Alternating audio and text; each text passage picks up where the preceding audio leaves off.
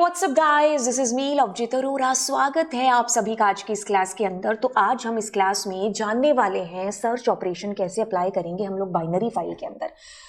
वैसे तो मैंने इसका एक individual all in one video बना दिया था, लेकिन मैं इंडिविजुअल भी हर एक ऑपरेशन को आपको यहाँ पर बताने वाली हूँ। देखिए बेसिकली क्या चीज है, सर्च ऑपरेशन को मैं तीनों तरीके से बताऊंगी। आप कहोगे तीनों तरीके कौन से? देखिए क्या चीज है, ये चीज डिपेंड करेगी कि हम किस फॉर्म में अपने डेटा को अपनी फाइल में राइट कर रहे हैं। मतलब मैंने क्या लिस्ट का इस्तेमाल किया है, या फिर मैंने list of list nested list के फॉर्म में अपने डेटा को भेजा है, या फिर मैं डिक्शनरी के फॉर्म में अपने डेटा को भेज रही हूँ। तो जिस फॉर्म में मेरा डेटा है ना मेरी फाइल के अंदर, मुझे सर्चिंग ऑपरेशन वैसे ही अप्लाई करना होगा। ठीक है, ऑल्दो मे भी हो सकता है आपको पेपर में राइटिंग दिया हो कि आप राइट करेंगे उसके बाद खुद से सर्च करेंगे, कोई ऐसे स्पेसिफिक वे नहीं दिया, तो दैट्स इजी फॉर यू। कोई भी list of list is very best, easy है, उसको कर लो, हो जाएगा। लेकिन स्पेसिफिकली एक फॉर्म दे रखी हो कि भाई डिक्शनरी की फॉर्म में आपके पास डेटा है, now you have to apply search operation ऐसे ऐसे करके। तो मतलब आपको हर तरीके से आनी चाहिए चीज, क्योंकि पेपर में कैसे भी पूछा जा सकता है। ठीक है, मतलब ये कुछ इस तरीके से हो गया कि भाई हर सब्जी को कैसे तड़का लगेगा, हर सब्जी को मैं एक ही तरीके से तड़का नहीं मार सकती, है ना। मुझे पनीर बनाना है तो मैं अलग तरीके से, मेरे को पुलाव बनाने हैं तुम अलग तरीके से, है ना। तो हर सब्जी का तड़का अलग अलग जिस तरीके से हम तैयार करेंगे और लगाएंगे, वैसे ही यहाँ पर सर्च ऑपरेशन एज पर हमारा डेटा कैसे राइट हो रखा है हमारी फाइल के अंदर। ठीक है, अब देखिए आपकी फाइल में हमने तीन तरीके से चीजें करी कि हम लिस्ट की फॉर्म में डेटा को डालेंगे, जिसमें हमें बार बार डंप ऑपरेशन इस्तेमाल करना पड़ेगा, और जितनी बार डंप लगाएंगे उतनी बार लोड फंक्शन भी है जो अप्लाई होगा। अब अगर हम लिस्ट ऑफ लिस्ट यानी कि नेस्टेड लिस्ट में अपने डेटा को डालते, तो हम पहले डेटा को इकट्ठा करते जाते लिस्ट में, लिस्ट बनती जाती डेटा की, और वो एक दूसरी लिस्ट में स्टोर होती जाती। तो जैसे ही हमारी लिस्ट का सारा डेटा फिल हो जाता, मतलब यूजर की चॉइस खत्म हो जाती, उसके बाद हम इसको डंप करते, तो एक ही बार हमें डंप करने की आवश्यकता पड़ती, और जब हम लोड करते तभी भी हमें वन टाइम सिर्फ लोड डेटा है जो कराना पड़ता। तो ऐसे में लिस्ट ऑफ लिस्ट से डेटा को सर्च करना वो हमें आना चाहिए। इस फॉर्म में हमें खाली लिस्ट से डेटा सर्च करना है जो आना चाहिए। खेल सिर्फ इंडेक्सिंग का है। फिर अगर मैं यहाँ पर अपने डेटा को डिक्शनरी की फॉर्म में रखती हूँ और उसको बार बार डंप करती हूँ, तो फिर मुझे वैसे सर्च ऑपरेशन अप्लाई करना पड़ेगा। तो मतलब यहाँ पर बेसिक्स ऑफ पाइथन बड़ा इंपॉर्टेंट रोल प्ले कर लेती है कि आपको लिस्ट, नेस्टेड लिस्ट और डिक्शनरी अच्छे से आना चाहिए। चलिए कहानी शुरू करते हैं उस फॉर्म से जहां से हमने राइटिंग किस फॉर्म में की है। मैंने यहाँ पर सबसे पहले देख लेते हैं, ये वही फाइल है जिसमें मैंने ऑल इन वन प्रोग्राम किया था। तो ये आपका नेस्टेड लिस्ट का मसला है सबसे पहले, कि आपने लिस्ट ऑफ लिस्ट में डेटा को डाल रखा है। तो अब आपको क्या ध्यान रखना है, आपको ये ध्यान रखना है कि आपका डेटा है ना वो आपकी फाइल में किस फॉर्म के अंदर है। तो मतलब ये आपका डेटा है इस तरीके से। ठीक है, इसका प्रोग्राम हम अभी नहीं बनाएंगे, मैंने प्रोग्राम इसका बना के बता दिया है आपको, बस हम इसको समझेंगे कि हमने कैसे चीजों को करना है एग्जाम के अंदर। ठीक है, तो अब ये मेरे पास में क्या है, लिस्ट ऑफ लिस्ट है यहाँ पर। ठीक है, तो अब देखो क्या चीज है, ये आपकी लिस्ट का 0 है, ये 1 है, ये 2 है, ये 3 है। अब उसके भी अंदर दिस इज योर लिस्ट, तो 0 1 2 0 1 2 0 1 2 एंड 0 1 2। मान लो अब मेरे को इसके अंदर ये वाला डेटा सर्च करना होता, और ये मेरी लिस्ट का नाम है डेटा। हम बाइनरी को भूल जाते हैं, साइड में रखते हैं, वैसे देखते हैं कि हमें क्या करना होता। तो हम क्या कर रहे होते हैं, हम ये कर रहे होते हैं कि डेटा का पहले तो इस तक पहुंचेंगे कि 2 कहां पर है, और फिर उसके बाद में उसका 1 कहां पर है, यही चीज कर रहे होते ना, तब हम जाकर के यहां तक पहुंचते। या फिर मैं -2 भी लिख देती तो भी कोई दिक्कत नहीं थी। द रीजन इज ये -1 है तो ये -2। अगर आपको पॉजिटिव इंडेक्सिंग आती है तो रूबरू होंगे आप माइनस इंडेक्सिंग के अंदर भी, आपको पता होगा कि क्या है माइनस इंडेक्सिंग भी, है ना। राइट टू लेफ्ट चलते हैं तो -1 -2 सो ऑन होता। तो ऐसे करके हम सर्चिंग करेंगे, बस अगर समझ में आ गया तो यही फंडा अप्लाई होगा।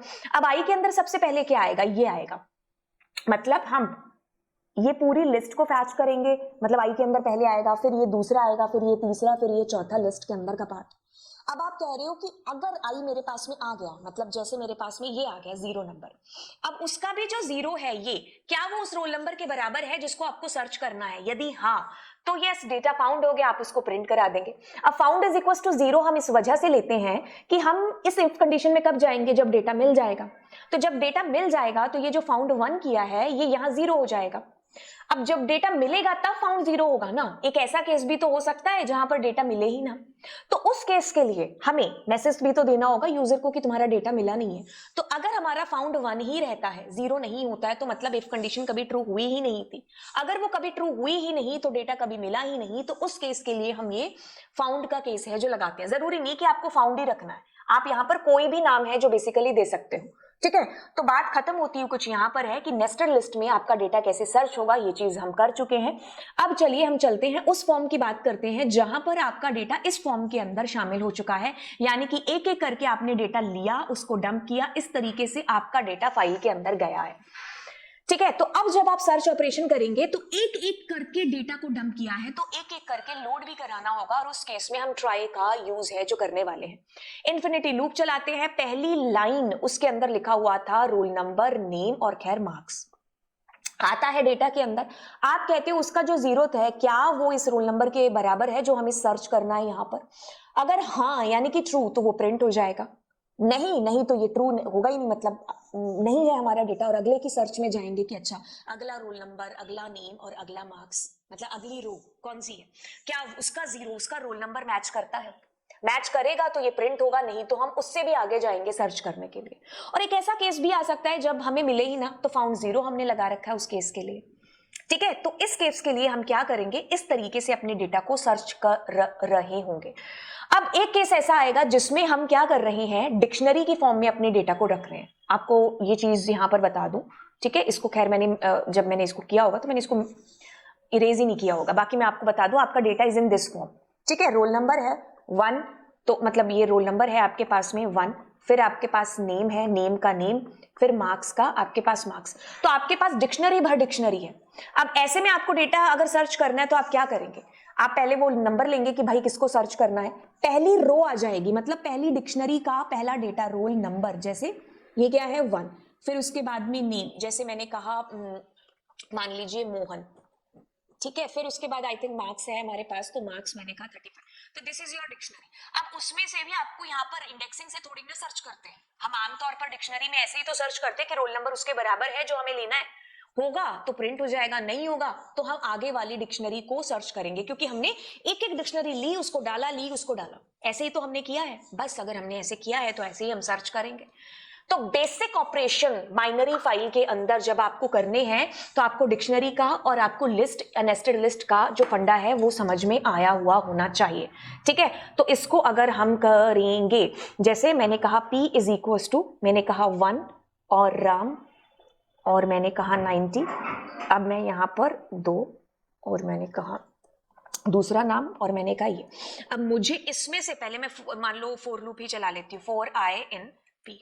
अब मैं इसमें से प्रिंट करती हूँ I को, तो पहले ये वाली रो है जो आपकी बेसिकली आएगी, ठीक है। एक सेकेंड, तो पहले कौन सी रो आएगी आपकी, पहले वाली रो आएगी, ठीक है। तो ये तब की फॉर्म है जब हमारे पास लिस्ट ऑफ लिस्ट में हमने डेटा रखा था।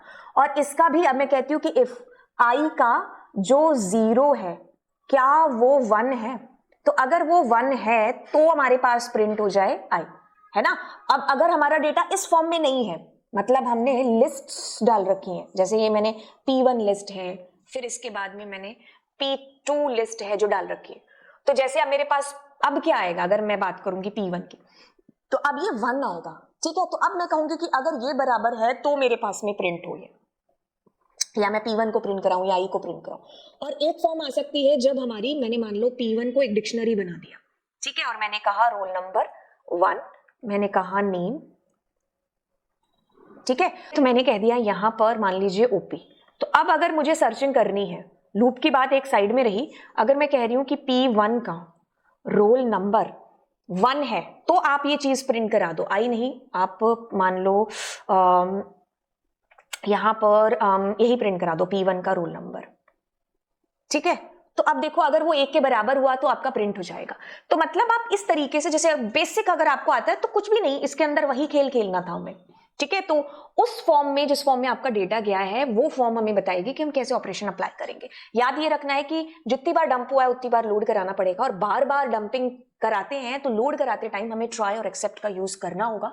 तो ये थी जी हमारी सर्चिंग की क्लास। आपको कैसी लगी ये क्लास नीचे कमेंट सेक्शन में मुझे जरूर बताइएगा। मिलते हैं आपको अगली क्लास में, बाय।